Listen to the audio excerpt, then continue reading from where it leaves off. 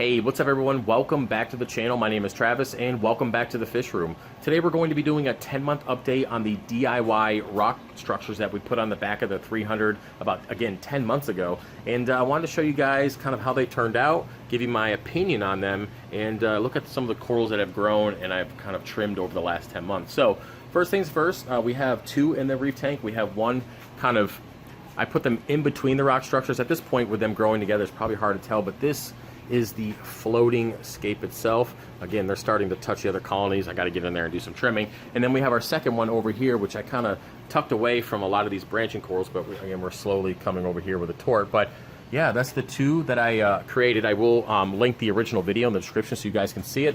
But it's very simple. I used my coral saw and I went ahead and basically cut the rock in half, made sure it was flat, and then I had some extra magnets from my jebao power heads that died, and I went ahead and simply glued them on there and kind of stuck them, you know, on the other side of the glass, so they kind of stayed there. Now, over time, as you can see, the corals are encrusting onto the back glass, and I probably couldn't move this if I wanted to, given that 1, 2, 3, 4 of the 6 or 7 colonies on there are actually on the glass at this point and working their way up. You can see here that pearlberry is looking pretty good. So the purpose of these rock structures were to put some of my high or faster selling corals on the back wall. Plus, I kind of want to fill in the gap. Just a different look. As you guys know, when I first had this reef tank, it had 4 rock structures, and it really filled in nice once it was growing out.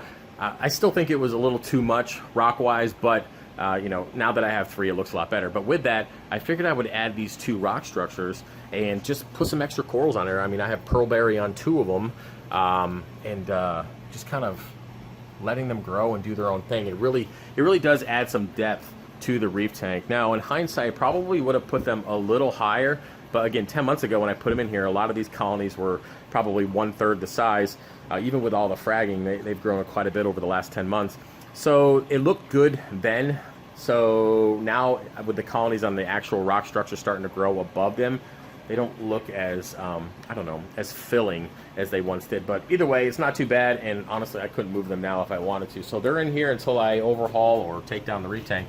But I'm not going to be able to show you, it's too dark. But trust me, there is a giant jebao magnet on the other side of this glass holding that rock structure on there, and it doesn't really look like there's any on the other side. There's one that's actually encrusted, but overall it's not too bad. So with this, of course, they do block a little bit of flow, just like with every rock structure. It does block a little bit, but I went ahead and put the MP40 pumps a little bit higher on the back, and I also made them different. So we have the back wall here for this one, or the back side, and then we have the front side for this one, helping to do a little bit of a swirling motion with the flow, you know, not worrying about it all getting blocked by the rock structure there. So with that, I'm pretty happy with them.